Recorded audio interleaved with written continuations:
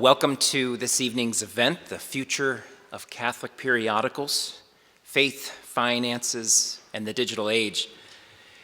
This evening's panel discussion is co-sponsored by the Church in the 21st Century Center and the Boise Center for Religion and American Public Life. A special thank you to Alan Wolf, the director of the Boise Center, who's with us this evening. My name is Eric Goldschmidt. I'm the director of the Church in the 21st Century Center, which has been a catalyst and a resource for the renewal of the Catholic Church. This evening, the event is part of our series Exploring the Catholic Intellectual Tradition, which extends out of our spring 2013 C21 Resources magazine. We're grateful to Father Robert Mbelli, who provided the leadership and vision for this issue as the guest editor. So then throughout the semester, we are examining how the faith community, how our Catholic faith community draws upon a variety of expressions of the Catholic intellectual tradition through literature, art, theology, philosophy, and this evening through journalism, particularly Catholic magazines. The periodicals represented here tonight have each played a key role in thoughtfully framing very critical issues that have serious implications for the Catholic community. And the C21 Center has had privilege, and as well as the Boise Center, to collaborate with each of these magazines, either through events like these, or the C21 Resources magazine reprints articles from these magazines. Of course, we obtain permission first. And we also, the C21 Center staff also consults with writers and editors too from these magazines. So we're happy to sort of bring them together. So to discuss these important issues about the future of Catholic periodicals, we have three very distinguished panelists. We have Paul Baumann, the editor of Commonweal. Next to him, we have Father Matt Malone, the editor-in-chief of America Magazine. And then on the end, on this side, is Meinrad Scherer-Emunds, the executive director of U.S. Catholic. And then to moderate the evening's discussion, we are honored to have Tom Roberts, editor-at-large from the National Catholic Reporter. And you can read a bit more about their bios on the sheet that was handed to you on your way in. I welcome each of you to campus. Thank you to our panelists and moderator for being here. I've asked Tom Roberts to lead the discussion then for about an hour, and then we'll open it up for your questions. Tom? Thank you. Yes, what Eric didn't mention is that we planned this so it would occur after Pope Benedict decided to retire. We were in this. Very good. Thank you so much for being here, and it is great to be in Boston and in this historic see, which may become even more significant if my good friend and colleague John Allen's perception of the buzz in Rome transfers into votes.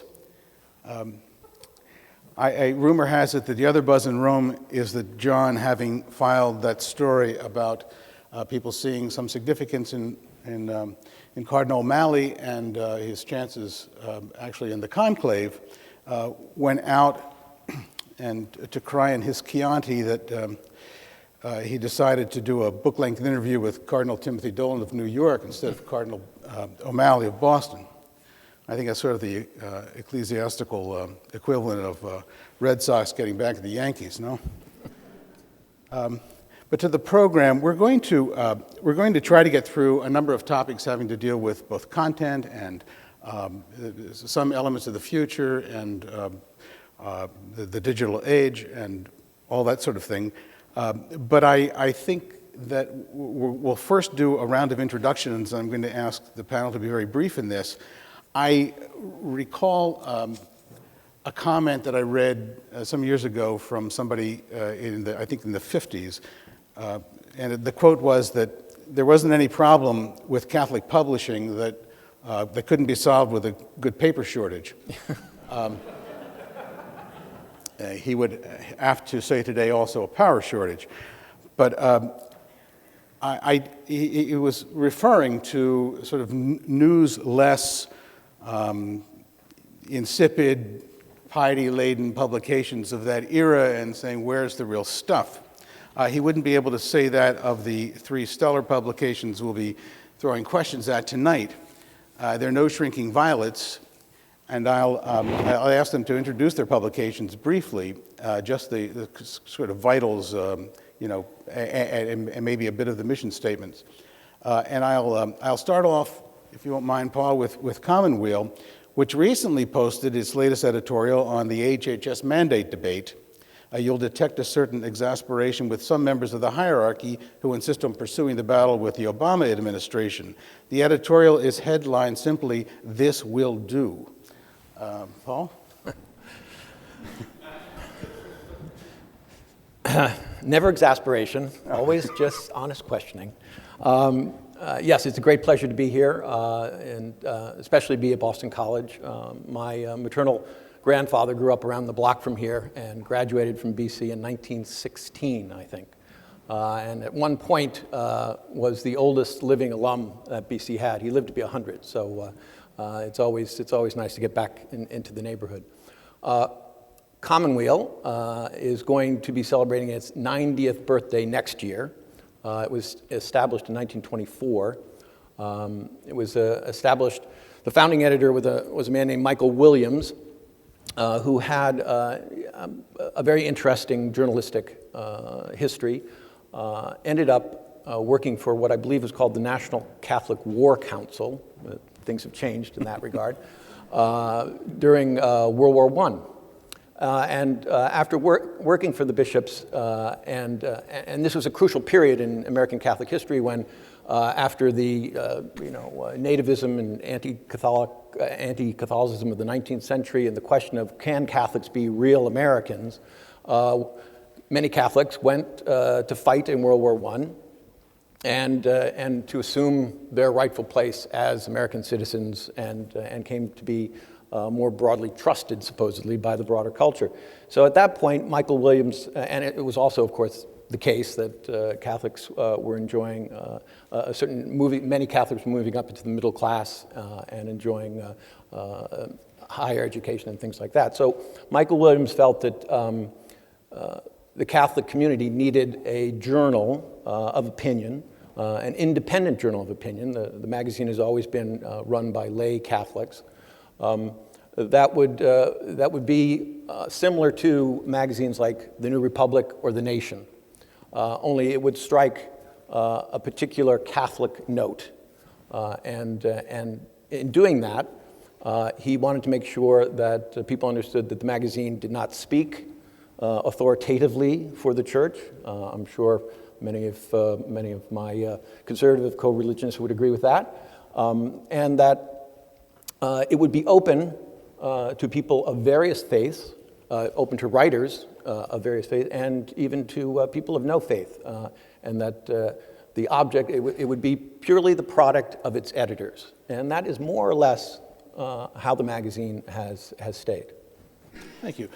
In a recent blog post, the U.S. Catholic pulled no punches with an entry headlined, "The New York Times publishes stupidest story ever about papal infallibility."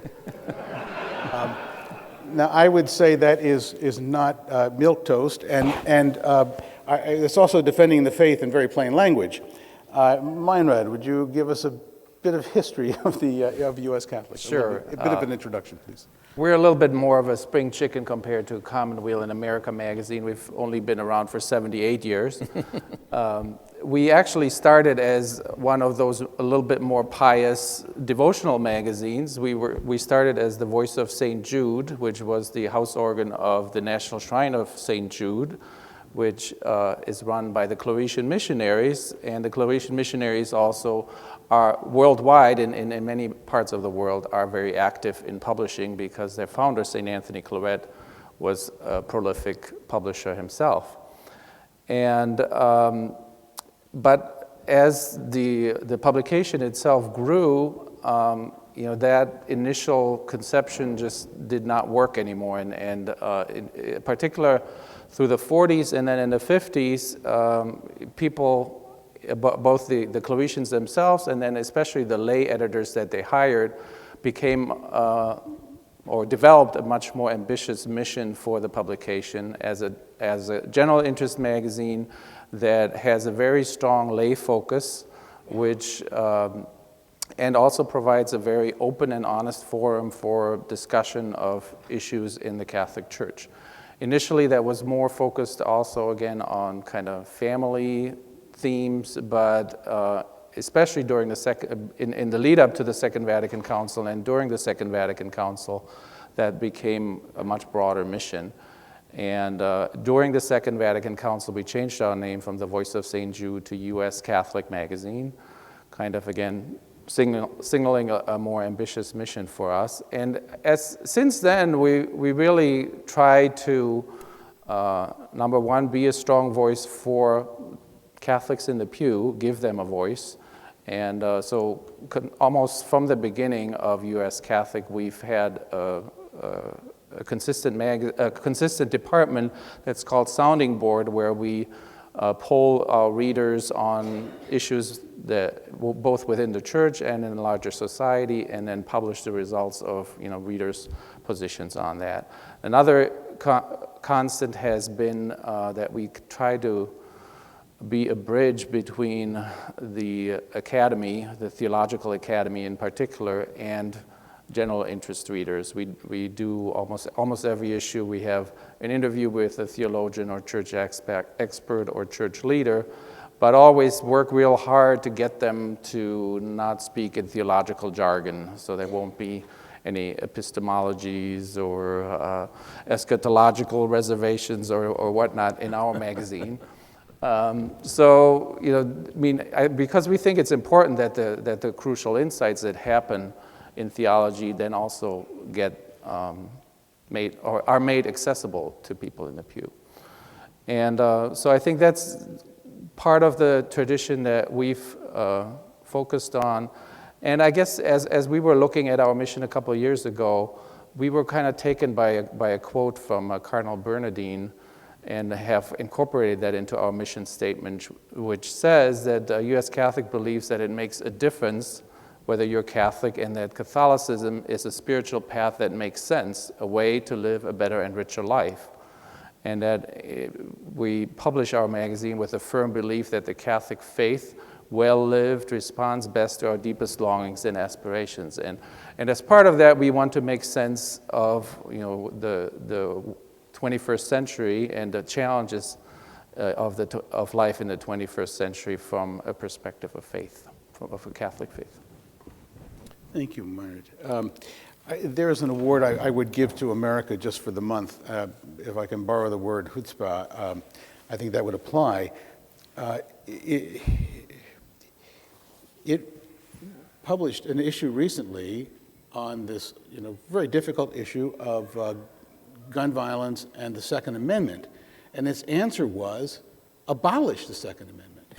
Now, I don't know another major publication that has taken quite that stance, and I think that it's one, the only one I know that has the chutzpah is the word, to take that stand and back it up with a finely argued editorial.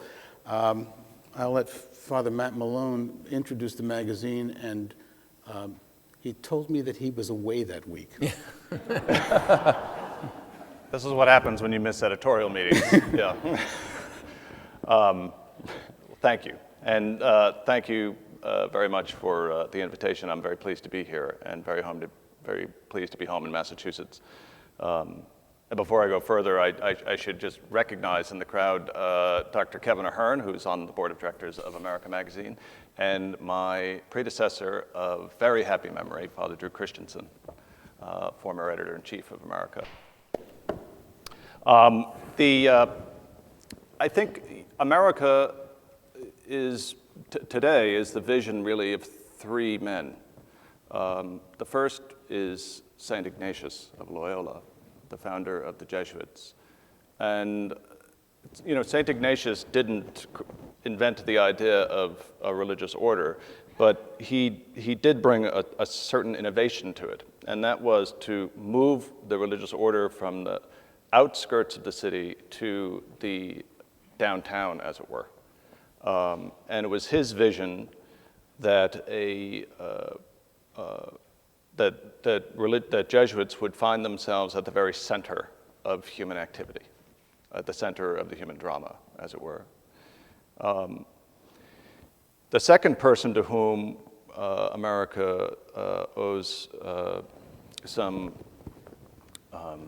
great debt is Father John Wynne, who founded America magazine and was its first editor-in-chief.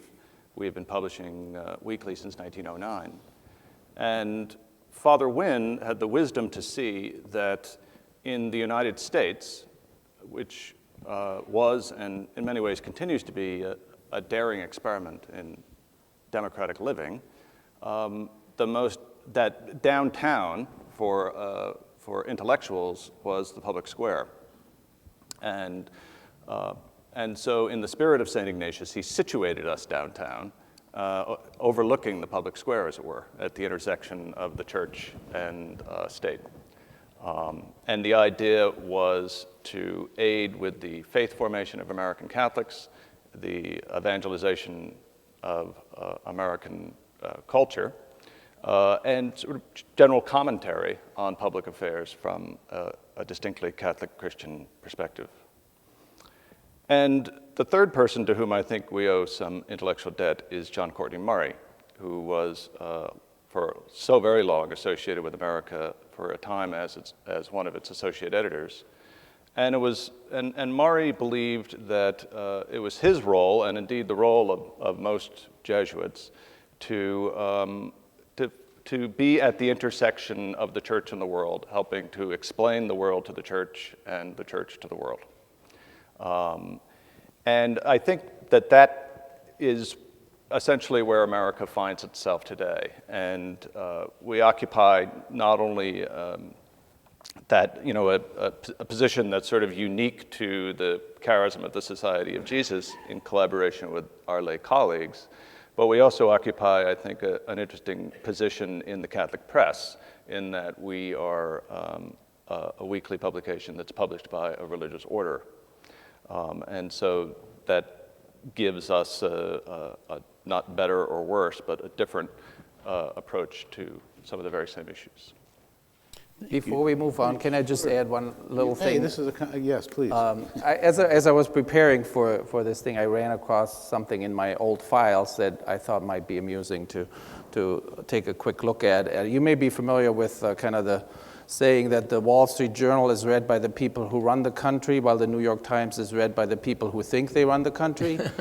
A number of years ago, the Catholic Journalist had a little write-up about Catholic publications, and I'll just read what we have here. In addition to the L'Osservatore Romano, who's read by the people who run the church, America Magazine is read by the people who want to run the church. The National Catholic Reporter is read by the people who don't want to run the church, never wanted to run the church, but want to let the people who are running the church know how it should be run. Commonweal is read by people who are entertained by people who run the church and like to drop their names at cocktail parties.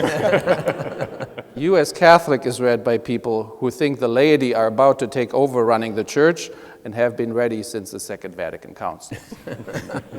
That was from? That was from the Catholic Journalist in... Wonderful. Okay. Well, that was great. There are several directions we can go in here, and I think to be true to the the prepared program, because I'm keeping track of time here, we ought to get into some of the nuts and bolts questions first. I really would want to come back to content. That's where I normally drift anyway. But the history. Well, so we'll do this in two questions. The first, and this is the sort of softball over the plate, if you want it, is why should we, looking at all of this stuff, readership and technology and the rest of it, even bother to, I mean, why should we care if any of us, our publications are around in 20 years? What do we do that makes that compelling? I think you set this up for Matt. But, well, I was going to say that yes, the lead-in was we're in a Jesuit institution, and he's new to the job, so I would imagine that in addition to obedience, he had to give this some thought. So go ahead, yes. I would say that in 20 years, if America's not around, if we're not around, the public discourse, both in the church but also in the larger secular society, will be greatly impoverished. And I think the reason for that is, you know, from where we sit at America, we look out at a conversation a public conversation that is increasingly polarized and increasingly ideological and increasingly partisan and divisive and frankly uncharitable. And that there are some very dangerous ways in which this behavior is, in our secular politics, is being mimicked in our ecclesiastical discourse. Could you give us, I'm going to interrupt you here, but can you give us a little idea, because I get to ask the questions tonight. Can you give us an insight into any kind of conversation, let's say inside the shop, recently, where your discussion was, what can we do to, let's say, achieve one of those things? Where can we be less polarizing or have a discussion that will lead people to that, or any of those kinds of topics that you were mentioning? Sure. Well, for instance, we're still kicking this idea around, but we were having a conversation at America about whether it is helpful to use categories of thinking that essentially belong to secular politics when we're describing ecclesiastical discourse. So, for instance, should we describe our fellow Catholics as liberals or conservatives or progressives and so forth? Is that a language that is helpful, or is it something that really belongs more to is it a language that belongs more to a discourse within a polis rather than a body that understands itself as a sacrament? Do you think you'll come to a decision on that and actually write about it at some point, or do you not know? I suspect we will. Thanks. I mean, I do think, number one, well, is anybody irreplaceable? Maybe not, and the same goes for our publications, but I think as the symphony of kind of Catholic publications that are out there, I think we do play a very important role in both informing the average Catholic in the pews, but also in kind of helping the conversation within the church and helping us tackle how to live faith today in the 21st century. And certainly all of us are struggling to remain relevant with the younger generation. And we do more and more online, we do more and more in our digital publications. And so that whole conversation is changing from our, what we were 20 years ago. But I think the conversation itself remains as important as ever. Well, I agree with everything that's been said. I think it is important to have a number of distinct voices out there tackling a lot of different issues. And I guess when I think of my own, how I stumbled upon Commonweal, I think I heard of it first in college, but then I came upon it later. And I remember, and you can pick any number of different contributors, but I remember reading, Commonweal has had a columnist, his name is John Garvey, for 30 years. And John happens to be an Orthodox priest. He was raised a Catholic and became an Orthodox priest. And I had never heard anyone like that. I had never read anyone who wrote about religion, about culture in this particular way. He had a strong and compelling voice that I could not find anywhere else. And if we're going to be around in 20 years, we have to provide those kinds of voices. And in addition, it seems to me that we are sort of wedded to the written word in a sense. Do you see people like Garvey in the pipeline? I mean, do you see new talent anywhere? You don't have to name names, because... Yes, yes, I do. And I mean, on my staff, most of my editors are in their middle to early 30s. Certainly a generation or more beyond me. I think there's some very talented people there. We get talented stuff sent to us, usually recommended to us by people that write for us.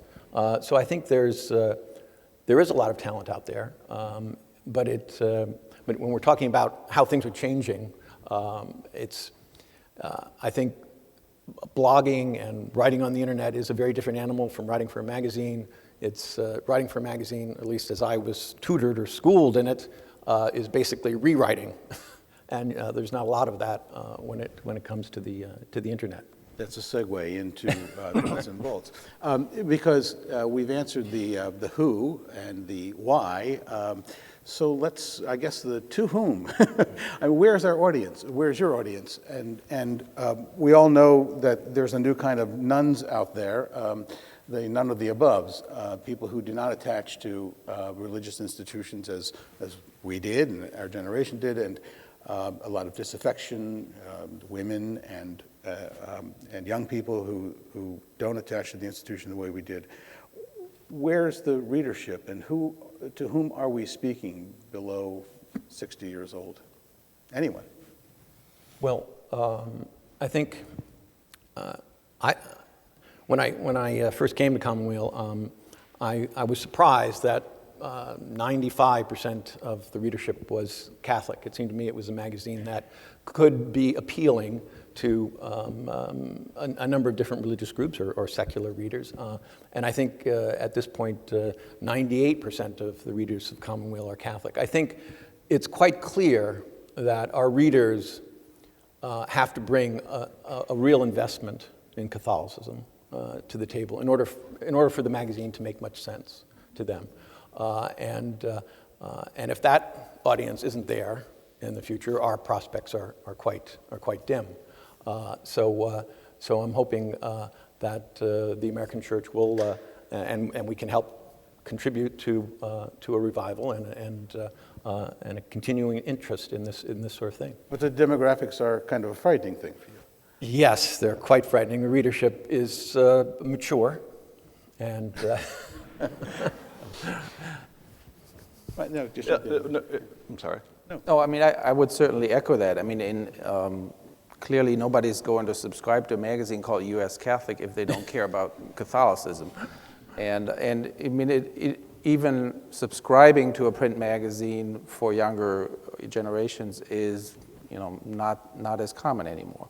So which is why we are looking to expand our mission increasingly, into online publishing. That it certainly creates a number of other challenges, and one of them obviously is that there isn't a clear revenue attached to that. I mean, we do web advertising, but that's not, that's peanuts. Yeah, and so we're good at stating the problem, and I think we all know it.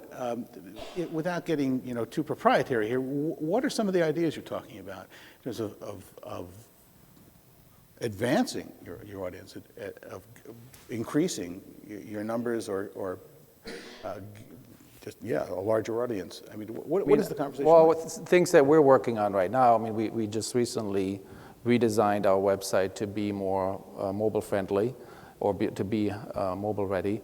And our next step is to go to tablet edition. Commonweal just came out with their tablet edition a few weeks ago. And certainly that's something that we need to be doing.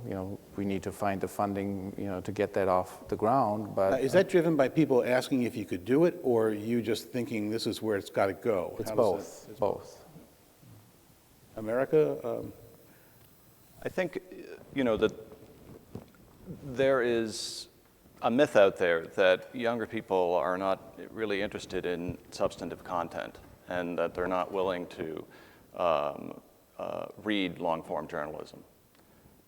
There's a very interesting thing happening at The Atlantic, where they've started putting long-form pieces online in digital format. We're talking thousands of words here, and they are getting a huge number of hits, and their average age of those users is skewing younger, right? They will read it if it is excellent, it's unsurpassed in quality, if it is relevant, it speaks to something that they're interested in or something that they need to be interested in, and it's accessible. It's where they want it and when they want it. And so what, from our point of view in America, it all begins with content. And, you know, does your content fulfill those, meet those requirements? Is it excellent? Is it relevant? Is it accessible? And so forth. In terms of attracting younger readers, I mean, we're not going to attract them through print. You're going to attract them in some other way, right? But that's not to say that the question then is how do we migrate from print to digital? I think the question is how do we migrate from a mindset where we are a print publication with some auxiliary digital products to a mindset where we are, you know, generating content across multiple platforms, one of which, at least for the time being, is still print. Yeah, I would I won't comment much, but I really agree with that because I think we've had our own experience at NCR with young people gathering around as writers. Mm-hmm. And it happened a number of years ago where I was in contact with these folks by email and phone, and finally went to see them, most of them on the East Coast, and I just had one question for them. What's your interest in, you're about 25 years south of our demographic in terms of readers, what's your interest? And their answer is really fascinating because they didn't attach to the institution the same way that I grew up attached to it. Mm-hmm.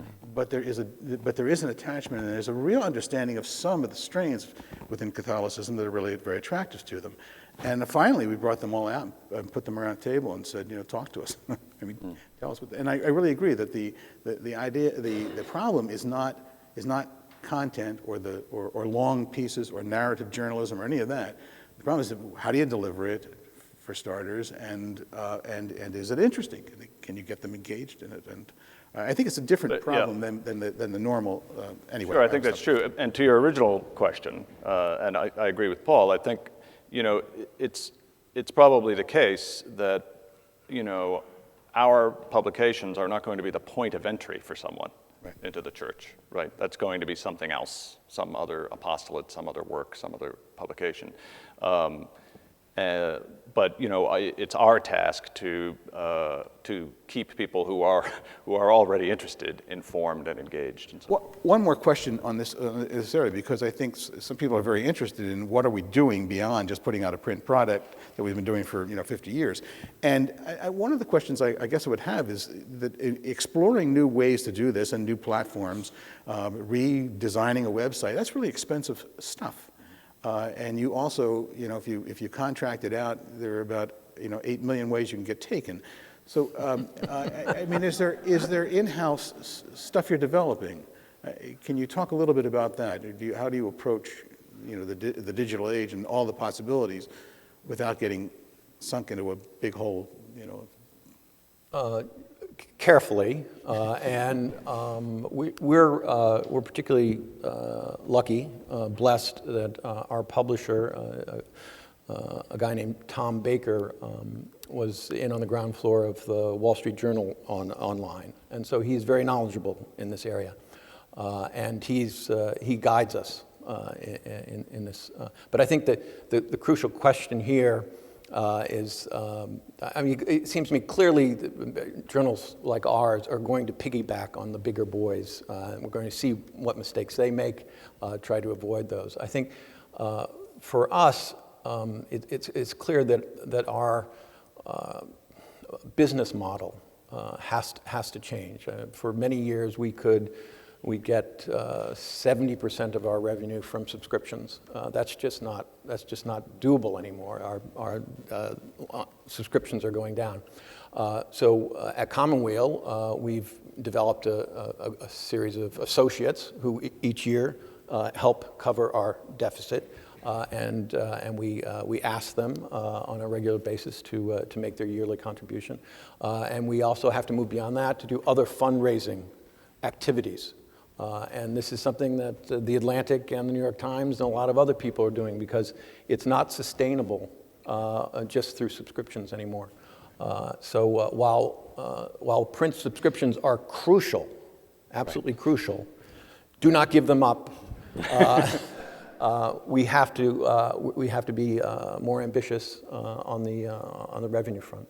What about you do a lot of interaction with readers, and you have that poll regularly. But are there other ways that you're interactive? And I would throw this out to anybody because I think other than just paying for a product, people want to belong to they want membership. They want some association that's more than just give me the stuff and I'll read it and that's it. What do you? Well, number one, I guess we're redefining who our readers are. Our readers are not only the subscribers to our print publication. So what we have started to do in social media is kind of broaden our audience into new areas. So the people who are responding to or are subscribing to our Twitter feed or friending us on Facebook and other things are not necessarily, and in the majority, are not our subscribers. So we're trying to bring that conversation into new areas. So, and certainly those media are particularly suited to give and take and feedback, and direct feedback from the readers. But I would also echo what Paul said, that we obviously, since we still don't have a tablet edition, we are proceeding very carefully and slowly. We're not a leader in developing those things, but because we just don't have the financial resources to do it. But at the same time, we are also looking at kind of changing the way we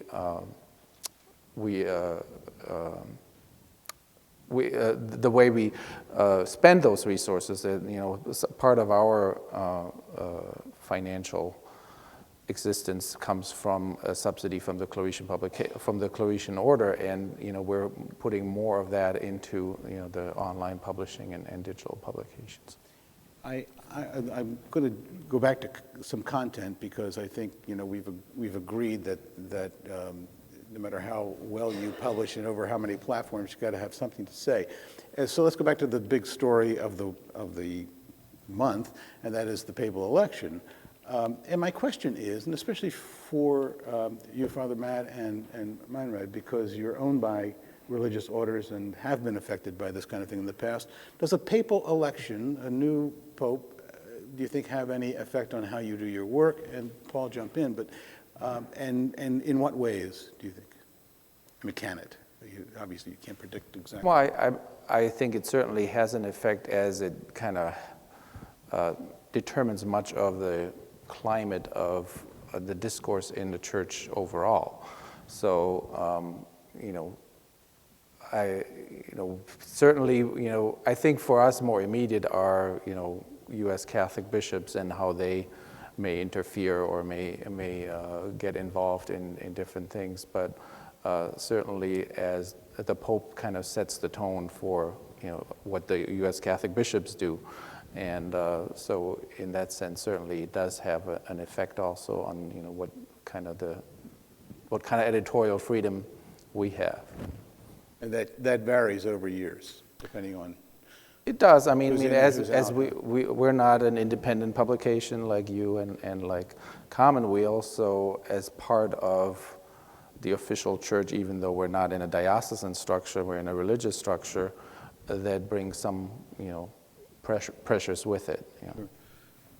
I'm sure American Magazine experiences that more than we do. Historically.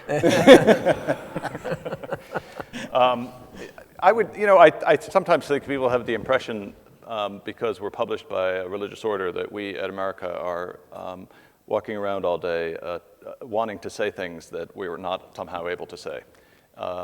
That's not really how we experience our work. Your original question is, how might a change in popes affect what we cover and how we cover it? It affects what we cover in as much as, this is the news. This is, what is happening and what people are talking about, and so we want to be there and provide some analysis of it. But I think it doesn't otherwise have that much of a direct effect on our day-to-day editorial choices, presenting from that concern that this is a major news event. But I would say, the main thing that it affords us is an opportunity to reimagine how we provide one of our core services, which is a service to the secular media. We see it as part of our mission in America to be a resource for the secular media and to help to not only to provide commentary during news events, but to help them to better report on the church and to help them make sense of events in the church and so forth. And so an event like this always presents us with an opportunity to rethink our strategy there. Do they listen? No, not always.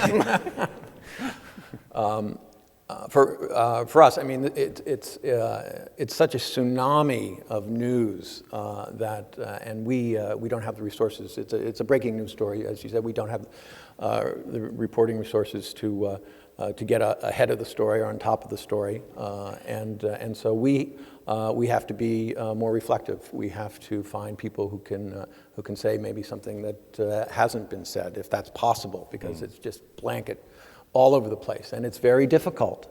And one of our jobs is in fact to say, perhaps there isn't so much to say about this. We were able to get Father Joseph Kamanchek to write a piece for us about this in our next issue, and as he says in that piece, the Pope is not the Church, and the Church is not the Pope. It's bigger and deeper than this little news story that the secular media wants to take and run 500 miles with. But we want to caution people about that.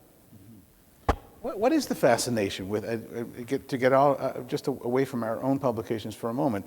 If my perception is correct, over the years, the general press has taken a far larger interest in church matters. A lot of it having to do with scandal, obviously, but there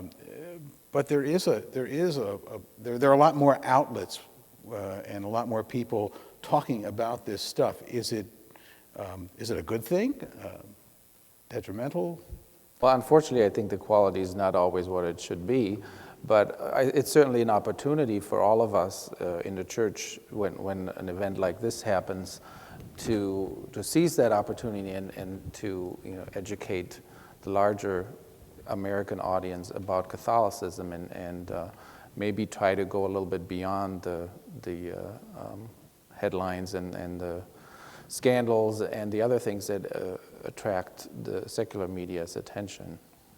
It's a tough institution, though, for a general press to cover. Yes. When I think what they like is the spectacle, and the background in Rome of the St. Peter's Basilica and these people dressed in red robes and all of that is certainly visually very different from the rest of the news that's being delivered, and in that sense it's just fascinating. Yeah. And I think I think the other tricky part is that they want to filter it entirely through a political lens, so they want to cover it in the way in which they cover a presidential election. I had this experience earlier in the week when I was talking to a reporter, and one of the questions was what are people going to be looking for in the next pope? And I said, well, I think foremost they're going to want to make sure that this person is holy and is a man of prayer and so forth. And the reporter said, Father, I can't write holy. I was hoping that you might say something like about women's ordination or something like that. And the tricky thing is that you have to. You can't just give in and start talking about it in the way that they want you to talk about it, right? I mean, what we're trying to do is to actually talk about it in the way that Catholics actually talk about it and think about it, which is not to say that it's apolitical, but that's not the principal way of thinking about it. And that's a very tricky thing. It's one of the reasons why America is so proud to have Jim Martin on our staff because he's very, very good at that. You know, he can go on television and write for the newspapers and talk about why, the first thing we're going to be looking for in a new pope is his holiness and his personal spirituality, and he can make that, and he can say that in a way that people will watch and read. It is something to have Colbert's chaplain. Right. I think we're all jealous of that.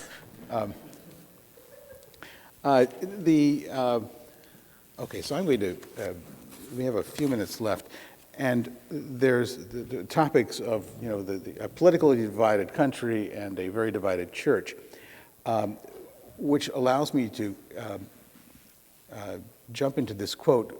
You mentioned John Courtney Murray in The Development of America, and he gave this speech in 1963 to Catholic journalists in Rome, and it's a speech that then became a longer paper. So he's a theologian, so he writes at great length. But I excerpted, and what I'm doing is an excerpt of the excerpt, so I'm sort of soundbiting John Courtney Murray. But you'll get the point. He allows at the beginning that within the church there exists among the people no right to judge, correct, and direct the actions or the teaching of authority. Now, so that sounds pretty absolute. But then he says, and this is the title of the talk is The Social Function of the Press. He said, within the church, as within civil society, public information is a social necessity. The press performs a social function, and this function is indispensable. The Catholic free press within the church is not some sort of luxury that is really to be frowned on. It is not a nuisance that has to be tolerated. The quest of information by the professionals of the press, by you gentlemen and ladies, this quest is not a matter of idle curiosity, and your publication of information that you collect is not pandering to curiosity. For the church, for all her differences as over against civil society, remains a society. And that social character of the church creates a public right to information. And then he ends, this section ends with a blockbuster quote that's out of a, journalism course. The freedom of the press to inform is nothing really but the other side of the rights of the people to be informed. And therefore, through these rights of the people, to the freedom of the press knows only one limitation, and that is the people's need to know. And I think within the church, as within civil society, the need of the people to know is in principle unlimited. Yikes. That's a very big statement. And it's, I think it is measured and qualified by a lot of text, but I didn't find in reading that speech, and I've read it several times, that there's a lot of contradiction to that core idea that there is a real right to know, and that right is really almost without limit within the society, whether it's civil or the church.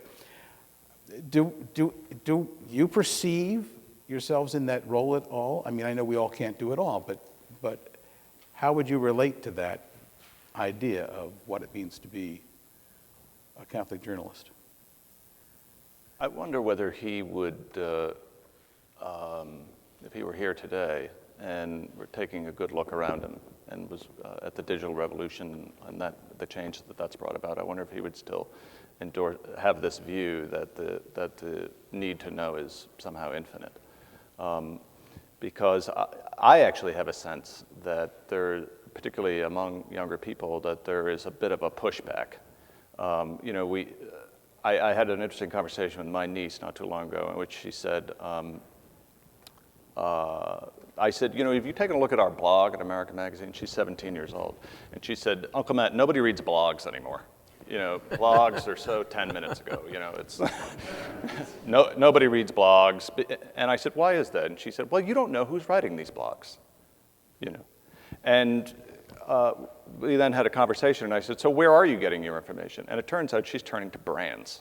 She's turning to things like the New York Times and Time and all the rest, precisely because it's a nice thought to think that all of the world's information is at my fingertips, and I can choose among it and discern among it what to believe and what not to believe. It's actually a practically impossible thing to do. And so I think that there is actually a turning back to sources of authority And by that I mean, organizations that are actually curating content. Right, but within that world of, let's say, responsible journalism, if you will, he would say that that the community's right to know, and would think he's thinking about any details that in here. I'm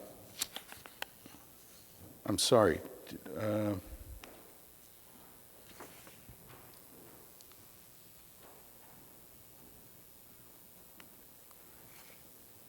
Well, he talks about all of the elements of the church and its teaching, its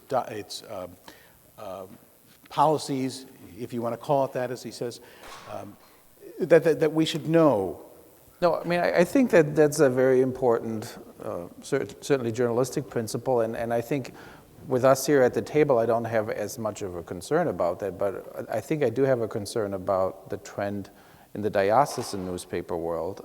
I talked to the head of the Catholic Press Association the other day, and there has been really a switch switch is maybe not the right word, but a trend over the past couple of decades where a lot of diocesan newspapers who were more free in the sense of, exploring issues that are of importance in their dioceses are no longer able to do that, and that there are very clear expectations that you are the official publication of the bishop, and as such, you cannot stray from the official line.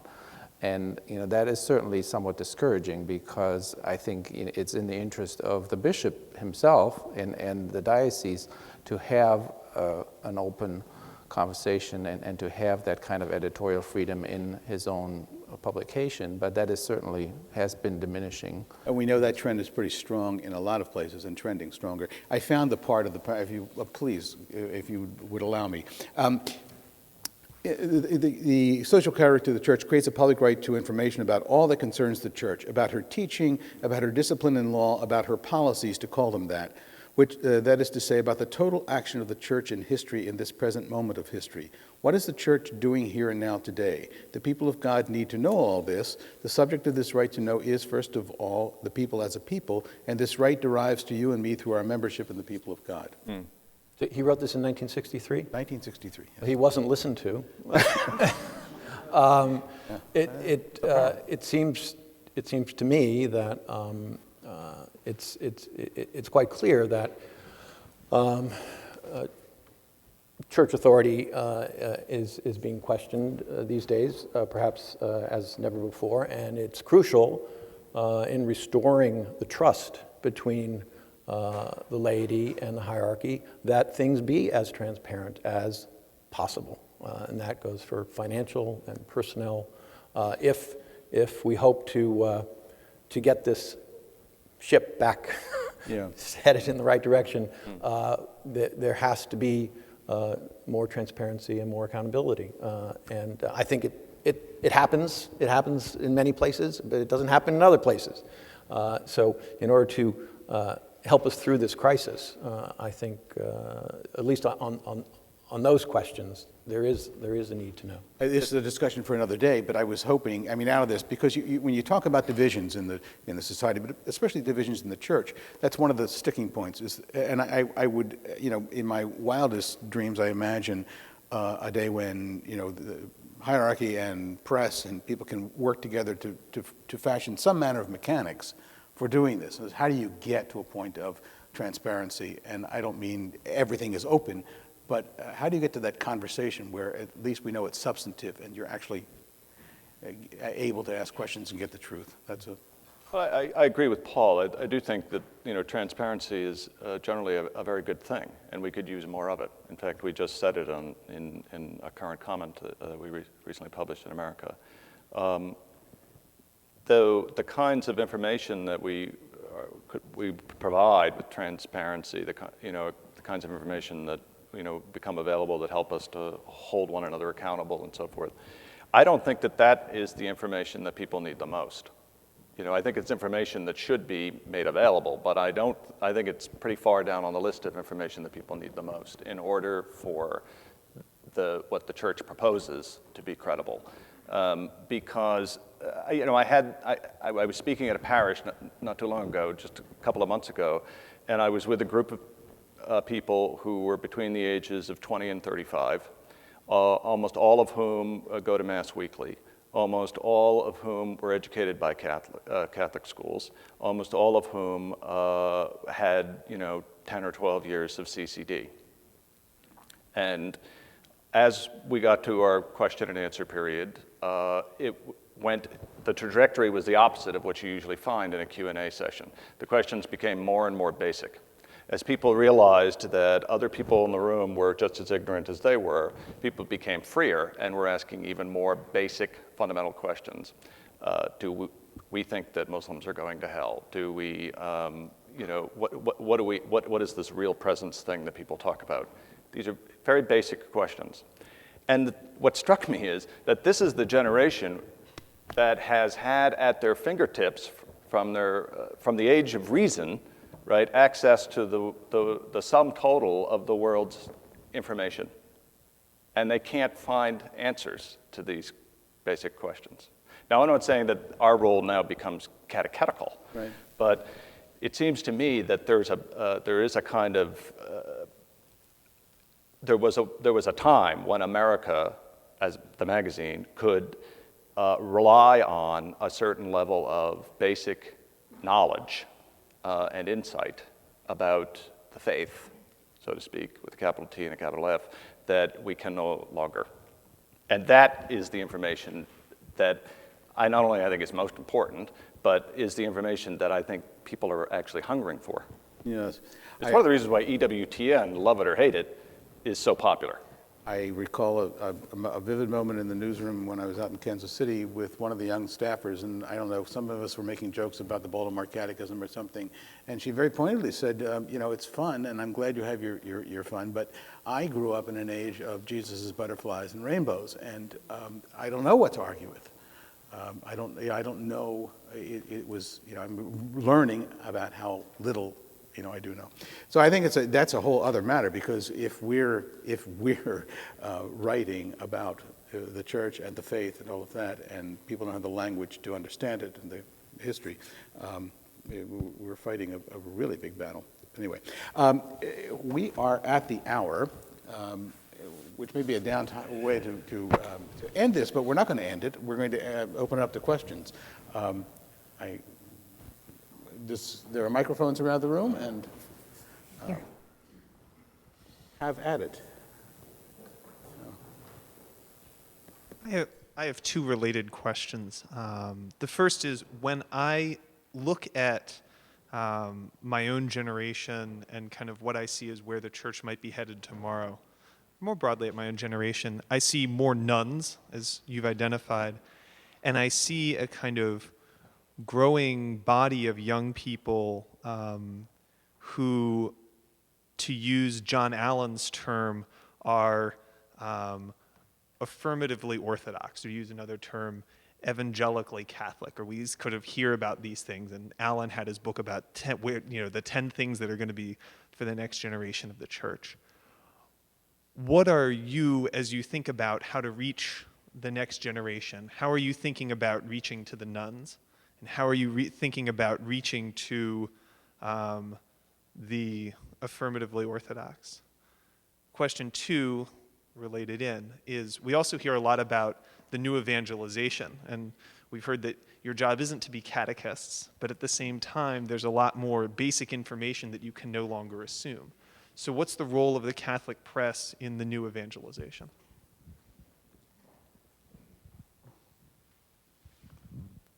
I mean, to start with the last part of your question, I mean, a number of years ago, we, kind of, as part of the offerings in our magazine, we added a new department called Glad You Asked, where, we have all kinds of very basic, or some more basic than others, but questions, that people may be wondering about the Catholic faith, and we explain things in that. So we're not a catechetical publication, but I think that it has to be part of the mix for all of us.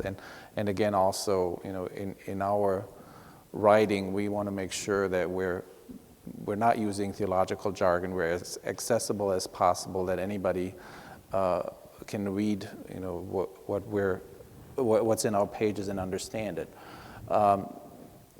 The other parts of your questions for the nuns, again, it's hard for a publication that's called U.S. Catholic to, appeal to people who have no interest in the Catholic faith. However, I think particularly through the online publishing and the kind of more sporadic, visits that you may get from people through different leads and different Twitter feeds and other things, there is more of a chance of an exposure to some interesting articles that we have on our website that we offer in our digital publications. So, again, also we try to have a little bit of fun with some of the stuff that we do, and sometimes have a little bit of irreverent humor that may be appealing to some people as well. So I think that's as far as the what do you call them, the affirmative orthodox. Right. I think in our we've done stories on them and we've covered them, but I think also in our mission as a publication, we want to be broader maybe than just focusing on the affirmative orthodoxy, but we want to also be able to talk about Catholic social teaching and various challenges that may not necessarily be part of the horizon. One interesting side issue that we focused on more recently was kind of a cover story on the different kinds of priests. I mean, the older generation of priests and the newer generation of priests, and how do they deal with a lot of the newer priests are of that affirmative Orthodox group, and how do they try to come to an understanding with one another, and how do they clash, and how does that actually play out at the parish level, and what are people saying about that, not just the priests themselves. Yes, I don't think we can play that catechetical role. I think that will have to be done by other folks, other institutions. At the same time, very much like Meinrad, we spent an enormous amount of time and energy, quote unquote, translating theology, ethics, all kinds of questions that touch on the affirmative Orthodox interest into language that any reasonably well-educated reader will understand. And it seems to me if you have a real interest in this stuff, you'll find plenty to read and to take away with from an average issue. I think that the greatest contribution that the Catholic press can make to the new evangelization is to bear witness to the radical nature of the Christian call in the modern world and what it really means to be a disciple in the United States today. I think that because there is a way in which we are having our conversation in the church, in the American church, seems to involve some folks who would think of the Catholic social teaching as the Democratic Party, minus abortion rights, or the Republican Party, plus economic justice, or the best of both of these sort of put together, right? And I don't think it's any of those three. I think it's actually something prior to and beyond that. It's much more radical than our secular politics, precisely because it's rooted in the radicality of the gospel, which is a call to radical discipleship. And that begins and ends with the person of Jesus Christ, right, rather than an idea, which is the currency of political debate. And so that's the way, I think, by bearing witness to the radicality of Christianity in this particular socio-cultural context, that's the way that our voice is heard above the din. And with that voice, we then propose, and people either accept or they do not. I have a question about two topics that have come up tonight. One is independence, and the other is transparency. And independence seems such a core value to credible journalism, and certainly church-related publications are not alone in seeing threats to their independence. But I wonder if you face an unusual opportunity to practice what you preach when it comes to transparency, so that when your independence is constrained, either by the order, by Rome, or whatever, that you be radically transparent about not saying quite what you'd like to say. Why not be radically transparent with your readers? It seems to me that readers these days don't expect so much purity as they expect honesty. And I don't really see a downside with that kind of transparency, but I wonder what it's like from the inside. Well, let me give you an example. About, I guess, 10 or 11 years ago, we were the subject of an investigation by the Congregation for the Doctrine of the Faith because an archbishop from the United States had reported us for a cover story on 5 women who want to be priests, and what do they do with that call? I mean, it was not really about the teaching itself, basically in a story about the experience of these 5 women and how do they react with to that reality.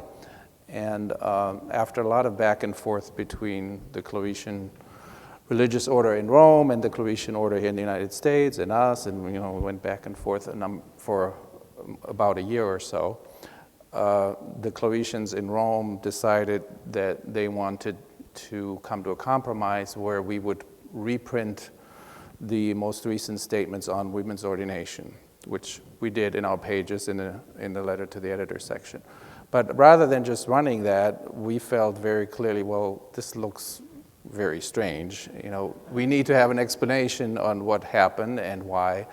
The Cleretians initially were not that happy about that, but we kind of said, well, this is part of being transparent, as you say, and it became part of the story then, and that's the only incident in our publication in recent years where this has happened. So, but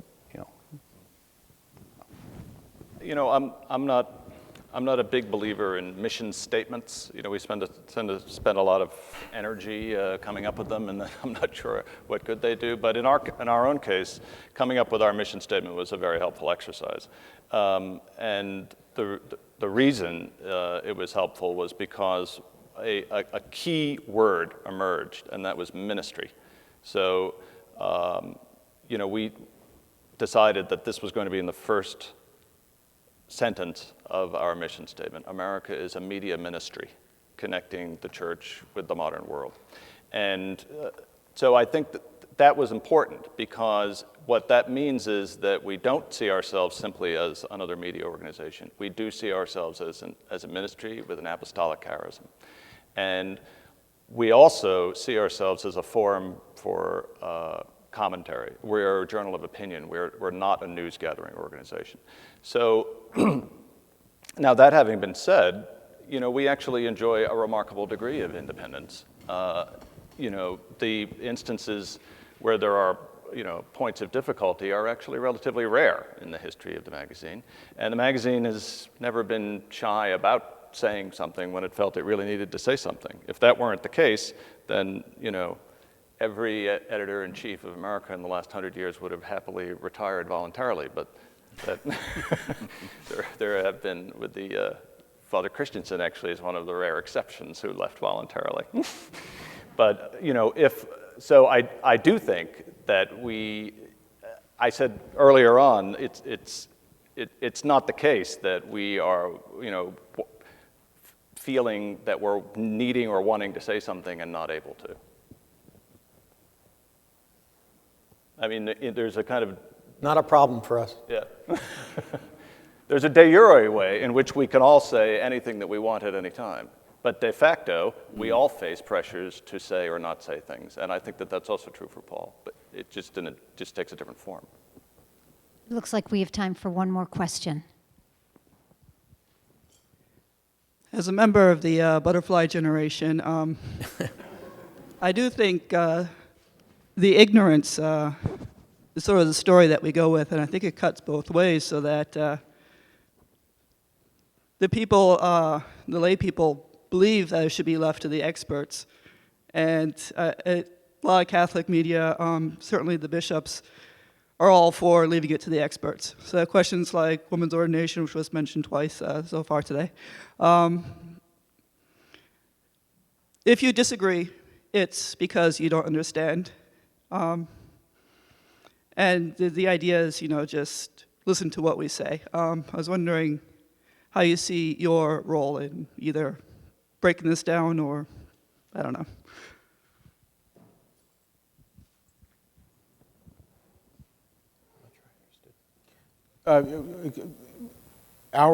The publication's role in breaking down the idea that we just listen to what the experts say? Yeah, sort of the turning Catholicism into something that there's a small group of experts who tell the rest of us, give us our marching orders, and off we go. No. I'm not Go ahead. officially engaged in the conversation here, but I would like to, because I'm probably more optimistic than a lot of people about this, because I don't think that idea, I mean, I understand what you're talking about, and there are divisions in teaching and receiving and all the rest of it, but NCR is different from the other publications in that we spend most of our money on reporting, and I had the good fortune to go out about 18 months and just talk to people a couple of years ago. And I come back a whole lot more optimistic about the whole project than I was before I went. And I think that your generation is looking at this a number of ways. I don't think we can apply a whole lot of categories. It's one of the big takeaways from this, the conversations I was having.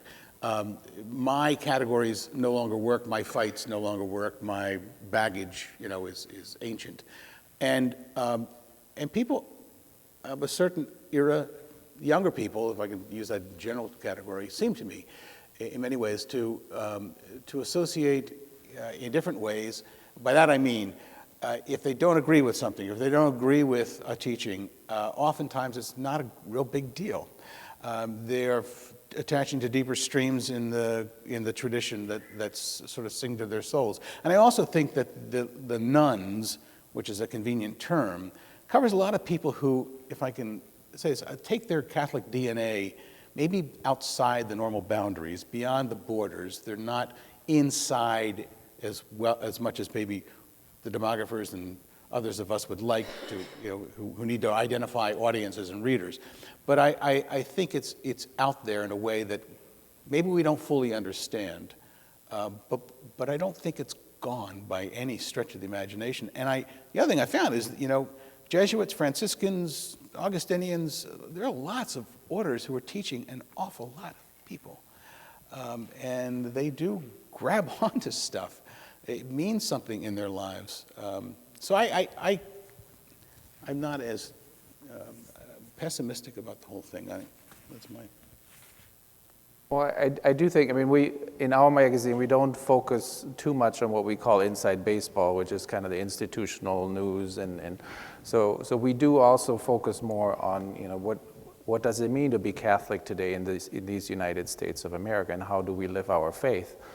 At the same time, there is sometimes, the impression, I was a little taken aback, but it was a kernel of truth. We were interviewing this Chinese Cloetian missionary who works in China, and he was kind of joking about well, why is it so difficult for the Vatican and China to come to agreement? Because they're both two totalitarian systems, he was joking.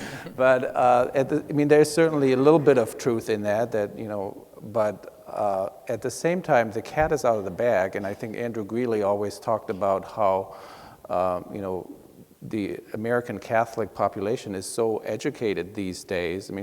Maybe, we are talking about deficits in education, but were people that much more educated with the Baltimore Catechism? Did they really know their faith? So I think people are trying to make sense of things. And I'm with Tom. I think I'm optimistic that, this is not the end of this project of Catholicism in this country, and there's a lot of energy, and people are finding their own ways and redefining what it means to be Catholic today. I think that's a very important point. I think it's very easy to overestimate the level of religious or theological sophistication of average Catholics in the Golden Age. Many more they knew what you weren't supposed to do and what you were supposed to do, but beyond that, it was not terribly sophisticated for a lot of folks. So I think we shouldn't be overly pessimistic. No, I think I think there's a great deal of change going on, and speaking of John Allen, he did that book-length interview with Cardinal Dolan. One of the quotes in there that really struck me was the Cardinal Archbishop of New York saying that what I'm learning is that one of the things that we're facing as bishops is that we're strangling on the behemoth of institutional Catholicism that we inherited. That's an enormous statement from somebody in a position that's usually defined by the institutional presence and the behemoth of that, the expression of that. So I think things are changing right before our eyes. It's difficult to get far enough away to see exactly how and in what form, but that kind of an admission that's an admission of change. It's an admission that something has got to be different. And all the demographers are telling us that. We see it before our very eyes, but exactly where it's all going, I think, is the big question. I'd like to return to your question just briefly about affirmative Orthodox younger folks. And here I'm going to try and rip off something that the philosopher Charles Taylor has recently written. And I think you're right. I think there are plenty of those folks in the church today. There are also what Taylor and lots of other folks call a lot of seekers. A lot of, I think the affirmative Orthodox folks come to the church because there are answers here, and that's what they want.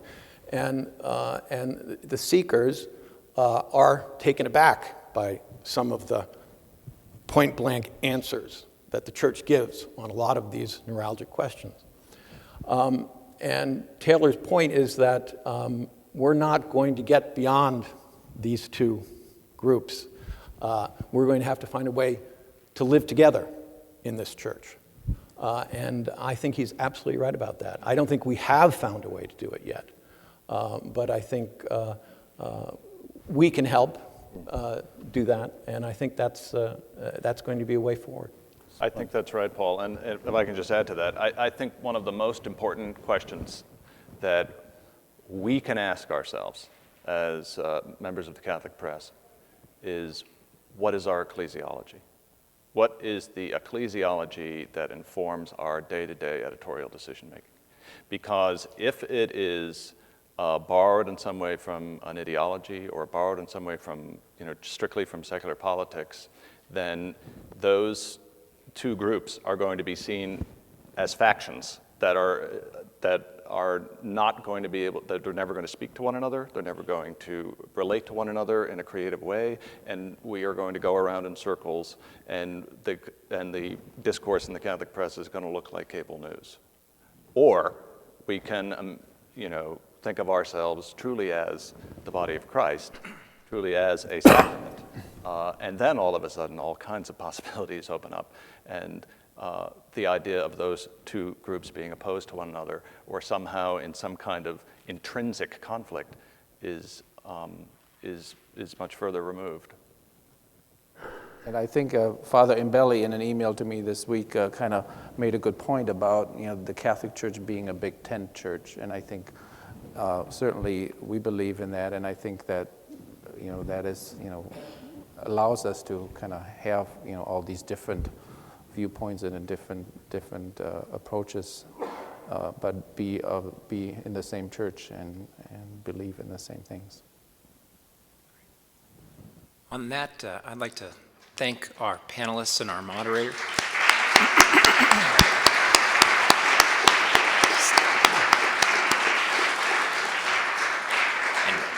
and this just excellent conversation that reminds us how you are all modeling for us that the religious discourse can be both critical and faithful.